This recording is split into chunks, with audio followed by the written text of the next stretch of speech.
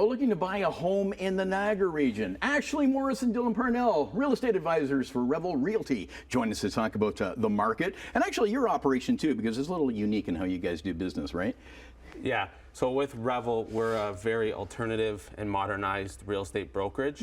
Our founder about 8 years ago wanted to create a real estate brokerage that was fast forward approach and not one that sits back and wait for the market to dictate where it goes. So he started with the technology, the videos with the listings, and really showcased the homes.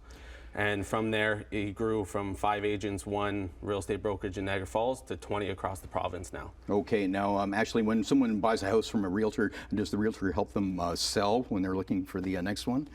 That's definitely the hope. Yep. Yep. Dylan and I, we would like to think of ourselves, we're not transaction-based realtors. Right, right. We are a full-service package. We're with our clients from the beginning to the, like during the transaction and then after the transaction. We're literally a phone call away for anything that they need for the sale of their home. And particularly now, it's a fast-changing market. It's important. Yes. Yeah. Definitely. The market right now, a couple months ago, everything was selling within the 5-7 business. That was crazy. Yeah. It was nuts.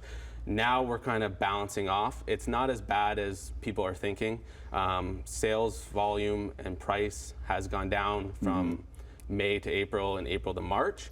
But in the grand scheme of things, when you look from December 21 to today, the prices is still higher for your home than it was 6 months ago. Yeah, we've had that discussion too with Hamilton Burlington real estate or realtors because, you know, year to year it's been fantastic, but we're getting a huge drop off right now. Prices are dropping and listings in many cases are on the market longer. Absolutely. Yeah. Yep. What people have to realize is it's back to that balanced market. So the 30, 60, 90 days on market is going to be a norm.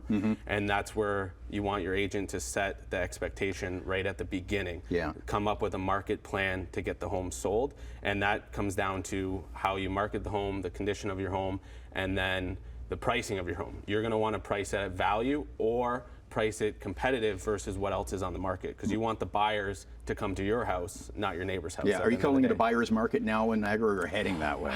Depends the price range, I'd say. Yeah, it really, the lower price range, it's still kind of sellers are selling quick because that's the more affordable price range.